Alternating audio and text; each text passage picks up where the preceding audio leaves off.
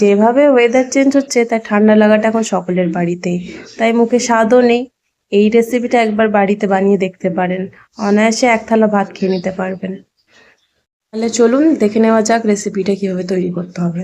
নিয়েছি কিছুটা পরিমাণ কুমড়োগুলো কুচি কুচি করে কেটে নিয়েছি। নিচে একটা মাঝারি সাইজের পেঁয়াজ, কয়েক কোয়া রসুন, 4টে শুকনো লঙ্কা, আর নিতে হবে কুচো চিংড়ি। প্রথমে সর্ষের তেল গরম করে পেঁয়াজগুলোকে ভেজে নিতে হবে। দিয়ে দিয়েছি কিছুটা চিনি যাতে স্বাদ হওয়ার জন্য। এরপরে শুকনো লঙ্কা রসুনগুলোকে পেঁয়াজের মধ্যে দিয়ে হালকা ব্রাউন হওয়া পর্যন্ত ভেজে নিতে হবে। তার মধ্যে এবার দিয়ে দিলাম কুচানো কুমড়োগুলোকে। দিয়ে দিতে হবে স্বাদ অনুসারে লবণ। এবারে এগুলোকে ভাজা হয়ে গেলে দিয়ে দিচ্ছি কিছুটা পরিমাণ হলুদ আর 1 চিমটে মতো কালো জিরে।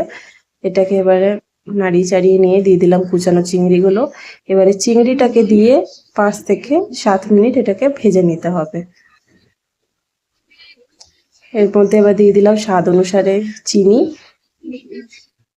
সবগুলো লাল লাল করে ভাজা হয়ে গেলে এগুলো একটা মিক্সির মধ্যে নিয়ে নিতে হবে আর এগুলোকে ভালোভাবে বেটে নিতে হবে। বাটা হয়ে গেলে একটা তাওয়ার মধ্যে কিছুটা সর্ষের তেল আর কিছুটা কালো জিরে দিয়ে উপকরণটাকে এবারে ভেজে নিতে হবে।